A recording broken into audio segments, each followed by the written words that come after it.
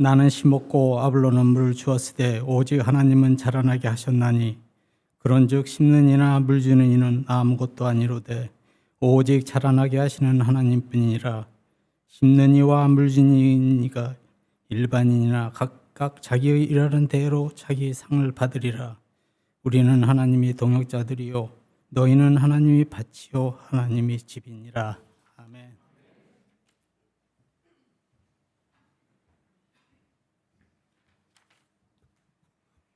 오늘 말씀은 이금춘 선교사님께서 여러분과 말씀을 나누게 됩니다. 우리 이금춘 선교사님은 지난 금요일 엎드림 예배 때 저에게 캄보디아에서 선교하시는 사역을 저에게 이렇게 알려주시고 또 함께 기도 제목도 나눠주시고 하셨는데 지난주에도 소개했지만 우리 이금춘 선교사님 그리고 그 사모님께서는 이찬영 전사님 부모님이 되십니다. 그래서 재밌는 사실은 그 부모님을 보면 그 자녀를 알 수는 없어요. 부모님을 보면 자녀를 알 수는 없지만 자녀를 보면 부모님을 알 수는 있어요.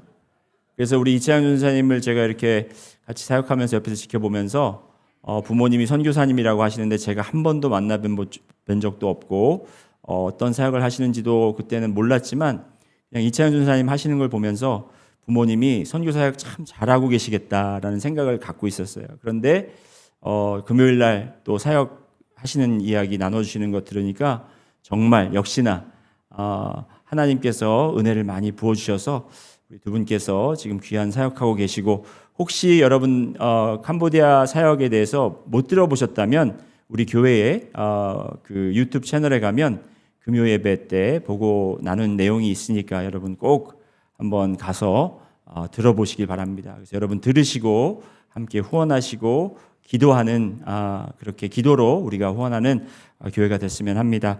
오늘 이금춘 선교사님 나오셔서 우리에게 자라게 하시는 하나님이라는 말씀을 가지고 말씀 전하실 때 많은 은혜가 있으시기 바랍니다. 다 같이 박수로 선교사님 환영하시겠습니다.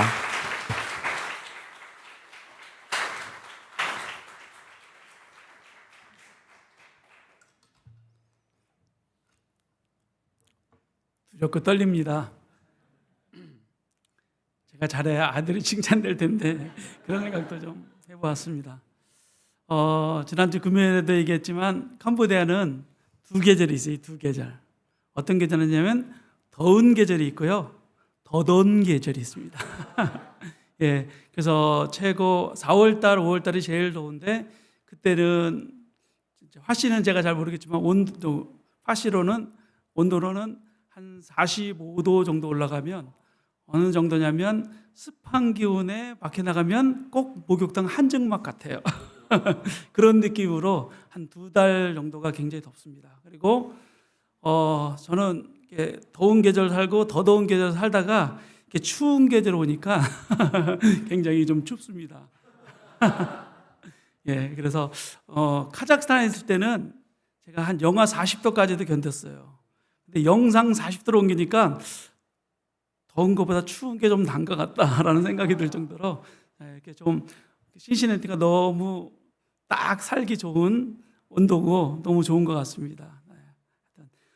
시작하기 전에 잠깐 아침에 됐지만 우리 인도차이나라면 베트남, 비엔남, 캄보디아, 라오스, 미얀마, 태국 이렇게 5나라를 근데 거기 나라는 인사말이 다 똑같아요. 어떻게 하면 이렇게 우리말로 합장을 합니다.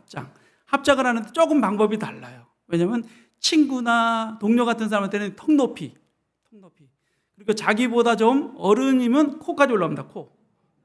그리고 신한테는 이마까지 올라옵니다. 이마. 한번 옆으로 한번 돌아보세요. 자기보다 어른인가 나신가 자기에 맞게 오늘 잘 오셨습니다. 한번 인사하겠습니다. 예, 오늘 잘 오셨습니다. 예. 그래서 저는 사람인데 꼭 나만 가면 사람들이 이렇게 해서 제가 신처럼 인사받을 때가 너무 많아요. 예. 그래서 그리고요 인사말 잘 배웠죠? 예, 잠깐 기도하고 말씀 나누겠습니다. 하나님 감사합니다. 이렇게 두렵고 떨리는 마음으로 오늘 능력 침례교회 가운데 하나님 세워주셔서 하나님 감사합니다. 부족한 자가 주님 부르심에 순종하여 하나님 그곳에 있었던 일들을 같이 나누며 그것도 말씀 속에서 그 은혜를 나누기를 원합니다. 시간 성령 하나님께서 우리 각자 가운데 함께하여 주시고 하나님 우리의 눈을 들어 하나님의 기이한 법을 보들 수 있는 이 시간이 될 수 있도록 붙잡아 주십시오. 감사하며 예수님의 이름으로 기도드립니다. 아멘. 예, 오늘 우리가 읽었던 말씀은 여러분 잘 아시겠지만 사도 바울이 2차 전도여행 때 방문한 도시입니다. 그래서 바울은 이제 안디옥을 떠나서 이제 터키 지방인 소아시아를 거쳐서 바울이 굉장히 가고자 했던 도시가 있었어요. 거기가 어떠냐면 그때 아시아라고 이름을 불렸던 도시가 있는데 그것이 뭐냐면 에베소라는 곳이었습니다. 그래서 바울은 그 에베소에 가서 열심히 교회를 세우고 전도하고 그런 일을 하려고 했는데 성령께서 막으셨어요. 그래서 어디로 가냐면 저 북쪽 지방에 드로아라는 곳을 가서 거기서 배를 타고 드디어 이제 그리스 쪽으로 넘어갑니다. 그리고 도착한 도시가 빌립보 교회예요. 그래서 빌립보 교회에서 자주정사 루디아를 만나서 정말 열심히 전도하고 교회가 세워졌어요. 여러분 바울이 가는 곳마다 다 교회가 세워진 것이 아니라 하나님이 선택한 그 장소에 교회가 세워졌는데 처음 이미 터키 쪽에 세워졌지만 그리스 쪽에는 빌립보 교회가 세워졌어요. 그리고 거기서 굉장히 교회가 성장하자 또 바울은 선교사로서 또 어디를 가냐면 데살로니가를 갑니다. 이 데살로니가에서는 일주일이 있었어요. 일주일. 그런데 그곳에 또 하나님께서 역사하셔서 교회가 세워졌어요. 너무나 일주일 만에 교회가 세워진다는 건 정말 쉬운 일이 아닌데도 하나님의 놀라운 기적들이 있었어요. 그러나 항상 사도 바울을 괴롭히는 사람들이 있었는데 이 사람들은 누구냐면 유태인들이었습니다. 그래서 유태인들이 사도 바울을 계속 죽이려고 하니까 이제 사도 바울이 베레아라는 곳을 거쳐서 저 밑에 그리스 쪽에 우리가 지금 말하는 아덴이라는 곳에 가서 열심히 복음 전도하고 왜냐하면 사도 바울은 아시겠지만 가말리엘 문화생이다 또 유대인이고 로마 시민권을 가진 사람이고 굉장히 스펙적으로는 완벽한 사람이었어요. 그래서 이 아테네도 교회를 설려고 열심히 전도했지만 여러분 아시겠지만 아테네라는 곳은 우상 숭배가 너무 넘쳐나는 곳이었고 또 철학으로 너무나 뛰어난 것에서 바울이 굉장히 그곳에서 열심히 복음 전하고 살아계신 하나님의 주님을 고백했지만 그곳에서 바울은 교회가 세워지지도 않았고 바울에게는 굉장히 철저한 실패감에 젖어 있었습니다. 그러다가 하나님의 부르심에 있어서 오늘 우리가 읽었던 고린도라는 곳에 정착을 합니다. 그래서 그곳에는 정말 특별히 하나님께서 시간들을 허락해 주셔서 1년 6개월 동안 있으면서 브리스길라와 아굴라 그런 좋은 동역자들을 만나서 교회에서 가르치고 또 전도하고 해서 이 고린도 교회가 굉장히 건강하게 잘 자랐어요. 그리고 이제 바울은 고린도를 떠나 다른 지역을 이제 전도하러 가는데 바울이 하도 궁금해서 좀 많은 사람들한테 고린도 교회가 어떤가 물어봤더니 좋은 소식도 많이 있지만 굉장히 안 좋은 소식이 들려오기 있어요. 그것이 뭐냐면 우상 숭배를 드렸던 제물을 우리 예수 믿는 사람들이 그것을 먹어야 되느냐 말아야 되느냐. 여러분 어떻게 생각하세요? 또 어떤 문제가 있냐면 또 은사들이 우리 고린도 보면 13장 14장에 보면 은사가 굉장히 너무 많이 나오지 않습니까? 은사 문제로 인해서 교회가 막 서로 다툼이 나는 거예요. 다툼이 일어나기 시작하고 그리고 또 이 여자들이 그때 당시만 해도 예배 때 머리에 천을 썼대요. 천. 근데 그것을 이제는 천을 써야 되느냐 말아야 되느냐. 또 우리가 알고 있는 성만찬 시간에 자꾸 불미스러운 일들이 일어나는 문제 때문에 그렇게 바울이 있었을 때 건강하고 튼튼하게 잘 자랐던 교회가 바울이 떠나고 나니까 이런 문제들 때문에 교회가 혼란이 오기 시작할 뿐만 아니라 분열되기 직전이었어요. 그러면서 어떤 부분이 있냐면 우리가 다 읽었지만 그 앞에 보면 아볼로파냐, 바울파냐, 게바파냐 이런 것 때문에 자기가 배웠던 자기가 존경하는 선생님들의 뜻을 따라가려는 그런 의견들이 너무 강하다 보니까 이 교회가 진짜 분열되기 직전인 것을 바울이 알고 오늘 우리가 읽었던 편지를 쓰게 됩니다. 고린도 교회에서. 그러면서 제가 고린도 전서를 계속 묵상하면서 하나님께서 나에게 주신 깨달은 말씀들을 오늘 좀 나누기를 원합니다. 그것이 우리가 읽었던 6절, 7절, 8절, 9절 말씀이었어요. 그래서 나는 선교사로서의 삶을 살면서 정말 바울과 같은 선교사는 정말 대단해요.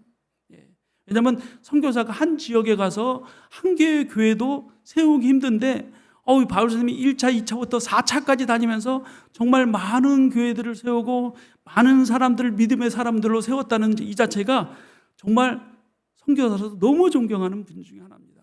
그런 바울이 오늘 이 고린도 교회들한테 편지를 쓰는데 6절에 보니까 이런 말씀이 있어요. 나는 심었고, 나는 심었고, 그 다음에 아볼로는 나는 심었고, 아볼로는 자라게 아니고 물을 주었으되 자라게 하시는 분은 곧 하나님이시라. 이 말씀을 보면서 제가 많은 생각을 좀 해보게 되었습니다. 저는 선교사로서 선교사인 바울이 가는 곳마다 놀라운 일들을 하면서 참 바울은 그곳에서 잘 심고 교회가 잘 자라게 하셨구나. 그런 선교사인 내가 과연 나는 선교사로서 무엇을 심어야 될까? 그거에 대한 고민이 참 많았습니다. 그래서 저는 9살 때 바로 교회가 저희 집에서 한 10m밖에 안 됐어요. 근데 항상 옆에서 보면 교회에서 나왔던 예배 마치고 애들이 뭘 하나씩 들고 나와. 그게 과자더라고, 과자. 그래서 나도 집에서는 교회만 가면 굉장히 우리 어머니 아버지가 몽둥이를 들고 교회 가지 말라고 막 그런 분위기에서 이 교회만 못 가고 맨날 걔네들만 이렇게 침을 흘리면서 부러워했던, 그런데 어느 날 엄마 아빠가 없는 거예요. 그래서 재빨리 교회 갔죠. 뭐 때문에요? 과자 때문에. 그게 시작이 되어서 이제 교회를 9살 때부터 다니기를 시작했습니다. 그러던 중 제가 다녔던 교회가 한 달에 한 번씩 꼭 선교사님들이 오셔서 설교를 해요. 그래서 왜 우리 교회는 선교사님들이 자주 올까 해봤더니 알고 봤더니 저희 교회 목사님이 기독교 한국 침례교회 선교회 회장님이셨어요. 그래서 선교사님들을 많이 아시니까 이제 매월 한 번씩 그분들을 초청해서 설교를 해주시는데 어느 날 선교사님 오셔서 또 특별히 그날은 우리 중고등부 예배 때도 그 선교사님 오셔서 설교를 했어요. 그래서 설교를 하면서 이런 예화를 들었는데 그 예화가 제 마음에 꽂혔어요. 어떠냐면 이분이 인도란 나라를 갔대요. 인도라는 나라를 가서 하나님, 내가 이 땅에 도착했습니다. 이 땅에 처음 만나는 사람에게 무조건 내가 예수 그리스도를 전하겠습니다 하고 이제 막 길을 다니다가 벤치에 할머니가 앉아 계시더래요. 그래서 저 할머니한테 하나님 감사합니다. 저분에게 반드시 예수님을 증거하겠습니다 하고 가서 할머니가 앉아 있길래 할머니 반갑습니다. 저는 어느 나라에서 온 누구입니다. 할머니 혹시 예수님 아세요? 라고 물어봤대요. 그랬더니 할머니가 뭐라고? 예수님이요. 그랬더니 예수는 여기 안 살고 딴 동네 살아. 저기 가봐. 저기. 굉장히 제가 웃으면서 들었던 얘기인데 이분이 사랑하는 우리 학생 여러분, 지금도 이 땅에 예수님을 모르고 죽어가는 영혼들이 얼마나 많은지 아십니까? 여러분 이 젊은 나이에 여러분 혹시 외국에 나가서 예수님이란 소리를 한마디라도 전한다면 정말 하나님이 기뻐하시고 그분이 예수님을 믿는다면 정말 하나님이 천국 잔치가 벌어질 겁니다. 그런 예화를 딱 들면서 여러분 이 시간 세계에 나가서 예수님이라는 소리를 증거하겠다고 원하는 사람은 손을 드십시오. 그때 고등학교 1학년 때 제가 번쩍 손을 들었어요. 왜냐하면 한 달에 한 번씩 꼭 선교 얘기를 들으니까 내가 선교를 나가야 되나 말아야 되나. 근데 정확하게 사인이 예수님 내가 기회가 있다면 어느 곳에 가든지 내가 예수님이라는 소리를 한 번이라도 들려주고 오겠습니다 라는 고등학교 1학년 때 헌신을 했습니다. 그래서 제가 좀 일찍 선교사 헌신을 했어요. 그래서 저는 목회를 생각하지 않았습니다. 그래서 많은 사람들한테 물어봤어요. 어떻게 하면 선교사가 될 수 있어요? 그랬더니 신학교부터 가.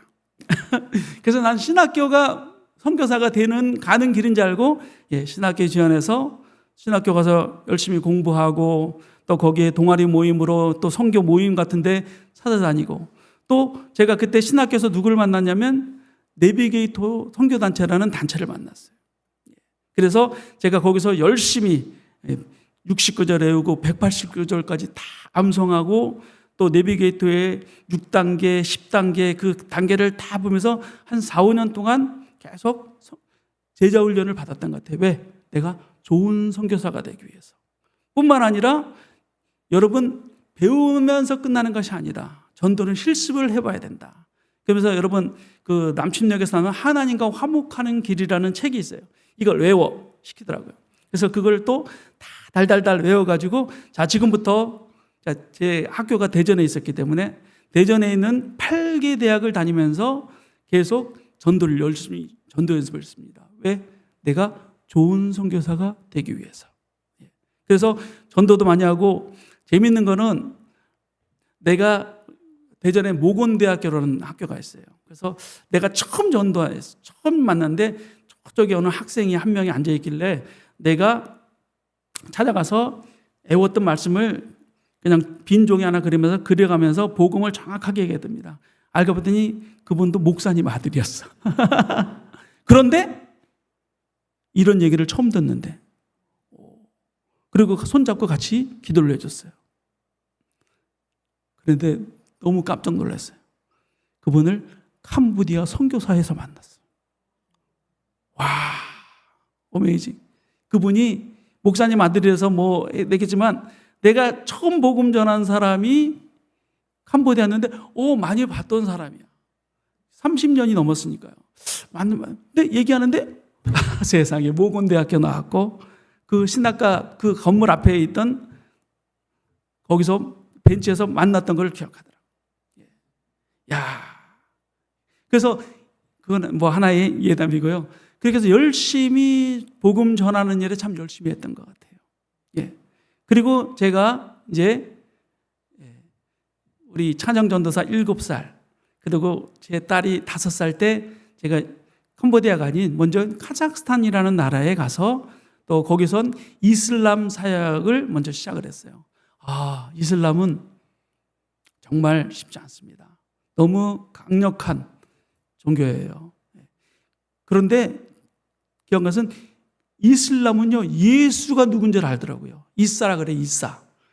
근데 그들은 구세주가 아니라 뭐예요? 선지자를 알고 있더라고요. 선지자. 그런 가운데 참 그곳에서도 열매들이 나오고 또 특별히 같이 팀 사역을 했는데 제가 이제 어린이 파티를 맡아서 열심히 어린이 파티를 해서 애들이 참 재미있게 잘 하다가 이제 한국에서 연락이 왔어요. 목사님이 찾아와서 이 선교사 우리 교회에서 회의를 했는데 이 선교사를 위해 회의를 했는데 저 캄보디아 쪽에 센터가 있는데 그 센터에 누가 갔으면 좋을까 했을 때 이 선교사가 갔으면 좋겠다라는 결정을 냈어. 그래서 했는데 그때 찬영 전도사가 중학교 6학년, 그 다음에 딸이 3학년. 이제 막 언어 배우고 사역이 재미있어지려고 할 때 하나님께서 캄보디아라는 나라로 이야기를 하더라고요. 이 나라를 이동하는 게 정말 쉽지 않았었습니다. 그래서 찬영 전도사는 그래도 잘 적응했는데 딸이 캄보디아는 적응을 잘 못하더라고요. 그런 어려움도 있었지만 그래도 우리가 캄보디아를 한 달 만에 이제 가게 되었고 이때다. 이제 내가 신학교의 선교사가 되기 위해서 그런데 물어보니까 예수를 몰라. 내가 기도했던 부분이 이 부분이구나. 내가 이 사람들에게 예수라는 사람을 들려줘야겠다 하면서 지금까지 배웠던 그 제자훈련, 뭐 암송, 전도 이런 경험을 가지고 한번 해보자 하고 막 찾아다녔어요. 저희 시골 마을에 가서 이제 막 찾아다녔어요. 그랬더니 예수를 아십니까? 정말 예수를 몰라. 그래서 하나님 감사합니다. 이곳에 보내주셔서 감사합니다. 정말 선교사적인 열정을 가지고 그들한테 찾아갔는데 제가 캄보디아 문화를 전혀 몰랐어요. 그래서 캄보디아 문화를 모르고 사람들한테 찾아다니니까 사람들이 처음에는 외국인이 오니까 시긋고 좋아하는데 두 번째, 세 번째부터는 나를 피하고 또 웃지도 않고 멀리 가는 거예요. 왜 그럴까? 그래서 좀 캄보디아 문화를 내가 모르는구나 해서 경험해 봤는데 이 캄보디아라는 나라가 좀 재밌는 나라더라고요. 종교적인 부분을 먼저 좀 얘기하면 여러분 인도란 나라 아시죠? 인도? 인도의 종교가 몇 개가 있을까요? 제가 인도 선교사님한테 직접 들은 얘기입니다. 1억 개가 있대요. 1억 개. 1억 개인데 인도는 재미있는 게 뭐냐면 내가 기도하다가 기도를 들어주지 않으면 그 신을 버린대요. 그리고 새로운 신을 만든대요. 어떤 사람은 100개의 내 안에 있는 신을 버리고 100개의 새로운 신을 받아들인다는 그런 얘기를 인도 선교사님한테 들었어요. 정말 인도는 다신론적인 생각을 많이 갖고 살아갑니다. 그런데 그 영향을 받은 사람들이 캄보디아 사람들이에요. 이 비엔남 사람만 해도 약간 몽골 계통 쪽하고 비슷해요. 그래서 비엔남은 대승불교, 그 다음에 타이, 라오스, 미얀마, 캄보디아는 소승불교입니다. 이쪽은 다 인도 계통 쪽의 사람들이에요. 그러니까 사람들이 어떠냐면 다신론적인 생각을 가지고 있어요. 그래서 제가 처음에 쫙 찾아가서 캄보디아 사람들한테 딱 물어보니까 이들은 당신 무슨 종교를 가지고 있습니까? 다 불교래. 불교인데 가만히 생활하는 거 보니까 불교가 아니야. 다 힌두교적인 삶을 살고 있어요. 힌두교적인 삶. 예, 여기 막 빨간 줄을 긋고 여기 뭐 찍는 거 있죠? 그런 힌두교적인 살고 있더라고. 그런데 희한해요. 집에 갈 때마다 깜짝 놀란 것은 집에 신상들이 하나 있어. 신상들이. 집집마다. 근데 신상이 뭐냐면 가만 보니까 신상을 가보니까 뭐 가운데 수염 긴 할아버지가 앉아 있어요. 알고 봤더니 도교더라고. 도교는 관우를 신으로 섬기더라고요. 관우. 여러분 삼국지에 나오는 관우 아시죠? 이 관우 장군이 신이야. 그리고 이들이 맨날 아침마다 향을 꽂고 거기다 맨날 절을 하는 거예요. 참 재밌죠? 불교인데 살아가는 건 힌두교야. 근데 절은 관우신 앞에. 이게 다신론이더라고요. 이게 종교적인 부분에 이런 부분이 있기 때문에 이들이 마음을 쉽게 열지 않는 거. 두 번째는 이들의 아픈 부분을 제가 좀 보게 되었어요. 그게 뭐냐면 캄보디아는 모계사입니다. 모계사회. 이 모계사회는 참 재미있어요. 첫 번째는 남자가 여자한테 지참금을 줘요. 지참금이 거의 한 10,000불 정도 됩니다. 그 지참금을 주고 그 다음에 처갓집 가서 살아야 돼. 처갓집 가서. 네. 재밌죠? 돈도 주고 그 집에 가서 살고. 그러니까 그 집에 사는데 항상 뭐예요? 이 사위되는 사람이 항상 가서 돈을 벌어서 장인 장모와 자기 식구를 먹여 살려야 돼. 그런데 한번 생각해 보세요. 남자가 돈을 못 벌어온다. 어떻게 되겠습니까? 이 장인 장모의 잔소리가 계속 따발 넘쳐나오는 거예요. 이거 어떻게 됩니까? 남자들이 그걸 못 견뎌서 도망을 많이 가요. 야밤도주. 정말이에요. 꽤 많아요. 저희 교회에서 아이들을 만났는데 10명을 만났는데 8명이 아버지가 없어. 그리고 아빠 얘기만 하면 애들이 눈물을 머금고 계속 울어대. 엄마는 얘를 먹여 살려야 되니까 늘 일하러 다니고 공장에 다니고 집에 가면 다 할머니, 할아버지가 얘네들을 케어하고 있는 거예요. 그래서 찾아가서 얘네들한테 아빠, 남자잖아요. 얼굴은 못생기고 뚱뚱해도 가서 아빠처럼 얘야 얼마나 마음이 아프니 예수님이 널 사랑한다. 애들이 처음에는 마음은 안 열다가 그렇게 정말 캄보디아 애들 잘 안 씻어요. 네, 안 씻어. 머리에 지금도 이를 잡고 있어요. 이. 아시죠? 그런 애들 안아주고 처음에는 거부하더니 아빠의 사랑이 그리웠는지 안아주고 예수님이 널 사랑한다. 예수님이 널 사랑한다. 그러더니 애들이 조금씩 마음을 열어요. 근데 어느 날이었어요. 캄보디아는 이 명절이 있는데 명절이 한 2달 정도 명절이 돼요. 2달이. 1년에 2달은 노는 것 같아요. 그런데 그 중에 반이 불교 명절입니다. 불교에 관련된 명절은 뭐 3일에서 일주일을 막 쉬어요. 근데 그날이 주일이었는데 명절이 끼어 있는 거야. 그러니까 하루는 예배를 드리려고 제 아내하고 기다리고 있는데 애들이 한 명도 안 와. 그래서 오늘 왜 안 오지?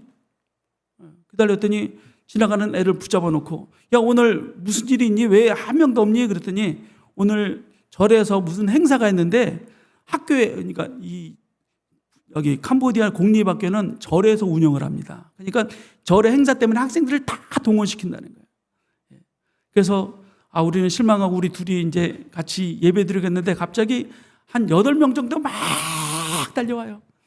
그러더니 선생님 저희 왔어요 그러는 거야. 그래서 야 니네는 왜 학교 안 가고 여기 왔어? 그랬더니 우리는 선생님 때문에 예수님을 들었잖아요. 우리는 예수님을 믿기 때문에 학교 안 가도 돼요.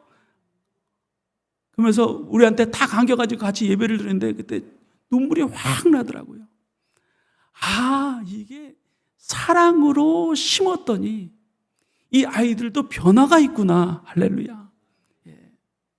이게 제가 경험한 것은 철저하게 제 제자 양육, 암송, 전도 이것으로 해결되는 줄 알았는데 이게 아니고 정말 예수 그리스도의 순수한 사랑이 그들의 마음을 열고 그들이 예수님을 믿는 그러한 일들이 일어나더라고요. 이게 선교사가 심는 거구나. 사랑하는 여러분, 무엇을 하든지 우리 경험도 참 중요합니다. 그러나 우리가 빠지지 않아야 될 것은 뭐냐면 그게 바로 예수 그리스도의 사랑인 것 같아요. 예수 그리스도의 사랑이 그 상처받은 아이들 마음속에 또 종교로 찌들어 있는 그들 마음을 열리시더라고요. 그러면서 애들이 시작하는데 얘네들이 그래도 한 7, 8명이 너무 열심히 해주는 거예요. 얘네가 고등학교 1학년 됐을 때 너네부터 지금부터 주일학교 교사해라. 얘네가 뭐 압니까? 그래서 불러 모아놓고 내가 이거 해줄 테니까 이거 그대로 해라. 주일학교 교사가 딱 되니까 그 다음부터 얘네들이 가서 애들을 전도도 안 해서 그냥 애들을 불러 모으는 거예요. 불러 모으는데 그게 100명이 되고 200명이 되고 지금은 한 350명 정도가 매주 예배를 드리고 있어요. 참 하나님께서 은혜 주신 것이 뭐냐면 그 사랑한다는 예수님이 널 사랑한다는 그 고백 한마디가 애들의 마음의 문을 열고 그들이 디모데후서 2장 2절처럼 또 다른 아이들을 데려오는 모습을 보면서 하나님 감사합니다. 이게 주님의 은혜입니다라는 것들을 제가 경험하게 되었습니다. 그래서 선교사가 심는 게 다른 게 아니더라고요. 예수님의 사랑을 아이들한테 심었더니 그 이상의 효과를 하나님께서 은혜로 축복해 주셨습니다. 그 두 번째는 제가 보면서 깨달은 것이 뭐냐면 뭐래요? 나는 심었고 바울은 선교사로서 심었어요. 근데 거기 보니까 아볼로는 물을 주었으되 그래서 물 주게 하는 일이 무엇인가? 물 주게 하는 일이. 그래서 이게 물 주게 하는 일이 뒤에서 선교사를 후원하고 선교사를 기도해 주는 이게 교회가 좀 해야 될 일이라는 것들을 제가 묵상하게 되었습니다. 그래서 이 물을 주는 부분들은 누가 해야 되냐? 저는 이 부분을 교회에서 감당을 해 주셔야 된다고 생각합니다. 첫 번째, 그러면 어떤 부분은 물을 줘야 되느냐? 그거는 정말 기회가 있으면 여러분 선교사님들을 좀 찾아와서 격려해 주셨으면 좋겠어요. 저희가 카자흐스탄에 있는 것을 처음 갔는데 거기는 한국 사람이 아무도 없었어요. 그런데 어떤 일이 있었냐면요. 3개월 후에 제 신학교 동기가 같이 들어갔어요. 나보다 한 달 빨리 들어가고 내가 한 달 늦게 들어갔는데 그 동기가 한 1600km 떨어진 그곳에서 사역하는데 최근에 들어왔다는 이유 하나로 동네에 소문이 난 거야. 저 집은 돈이 있더라. 이거를 누가 캐치했냐면요. 러시아 마피아가 캐치를 했어요. 그래서 거기 러시아 마피아 가운데 한 명, 고려인들, 한국말을 할 수 있는 고려인을 이용해서 사모님, 교회에서 왔어요. 한국말로 하니까 진짜 교회에서 온 줄 알고, 왜냐면 그 다니던 교회가 고려인들이 있었거든요. 문을 열어줬는데 마피아들이 들어가서 사모님을 잔인하게 살해했어요. 정말 제가 그때 생각하면 너무 가슴이 아파요. 왜? 친구고 동기잖아요. 그런데 연락이 왔어요. 선교사님, 지금 어디 나가지 마십시오. 그리고 거기 또 먼저 선교사님이 연락이 왔어요. 선교사님, 몇 년 전에도 그곳에서 살인사건이 있었어요. 얘기나 하지 말지. 순간 저희 안에 공포가 확 몰려오는 거예요. 새벽 기도도 못 나가겠어.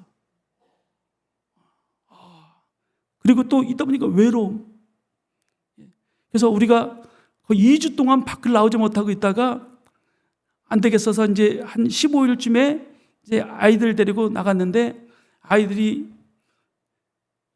피자가 먹고 싶다 그래서 막 가게를 다니다가 어느 한 가게에서 피자집을 발견했는데 피자가 꼭 접시만 해요. 요만해. 그거를 사서 먹이겠는데 갑자기 한국 사람이 한 7, 8명이 지나가는 거예요. 그래서 와, 막 가서 어디서 오셨어요? 했더니 이 지역을 정탐하러, 선교로 정탐하러 왔다 그러더라고요. 그런데 우리 찬영동 도사가 한 명을 딱 붙어주니 한국 갈 때 나도 좀 데려가 주세요. 한국 갈 때 나 좀 데려가 주세요. 정말 그 지역이 어린아이들한테는 굉장히 힘들었고 외로움이었나 봐요. 왜냐하면 처음으로 그런 공포스러운 일도 당해봤으니까 어릴 때. 그럴 때 제 마음이 찡하더라고요. 그래서 이런 부분에 있어서는 좀 선교사가 때로는 위로가 좀 필요할 때예요. 그래서 저도 카자흐스탄에 있을 때 정말 한국 사람이 없다 보니까 정말 외롭더라고요. 근데 어느 날 선교사님 한국에서 크리스마스 소포가 왔어요. 소포 좀 찾아가세요. 그래서 연락해서 딱 소포를 해서 딱 열었는데 이게 한국의 갈멜산 기도원에서 보낸 편지인데 수건이 한 장에 딱 떠 있고 그 수건 위에 어떻게 써냐면 당신은 혼자가 아닙니다. 이 말건. 이 손글을 딱 보자마자 눈물을 흘렸어요. 굉장히 큰 위로가 되고 힘이 되는구나.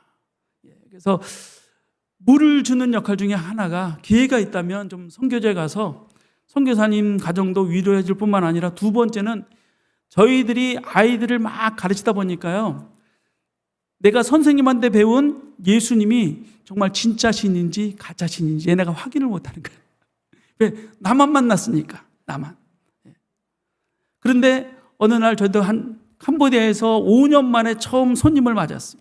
한국에서 오시다 그래서 딱 왔는데 아이들이 너무 좋아하는 거예요. 왜 좋냐 그랬더니 저분들도 예수님 믿고 나도 예수님 믿으니까 이제 좀 안심이 돼요.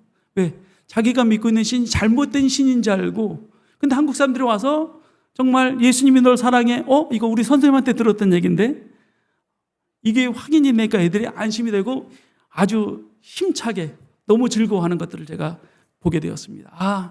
요게 교회 팀들이 방문 와서 이렇게 힘을 주는구나 라는 것들을 제가 경험해 보았습니다.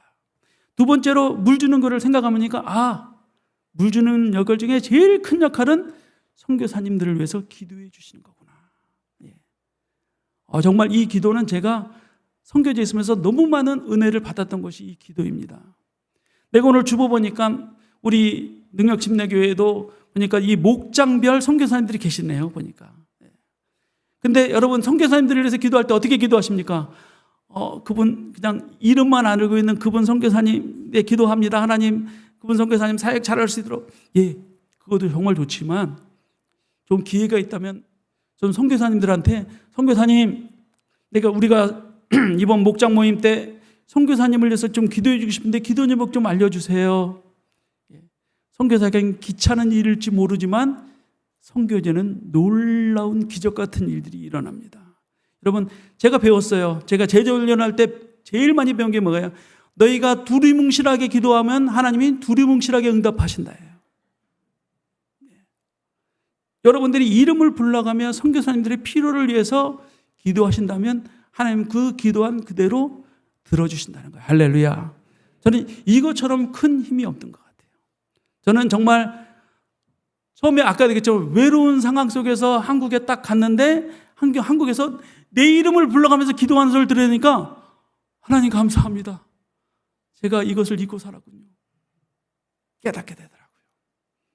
그래서 우리 목장별로 기도 모임이 선교사님들이 있다면 좀 기도 제목도 물으시고 좀 구체적으로 기도하시고 그렇게 기도해 주신다면 하나님이 놀랍게 역사하실 겁니다.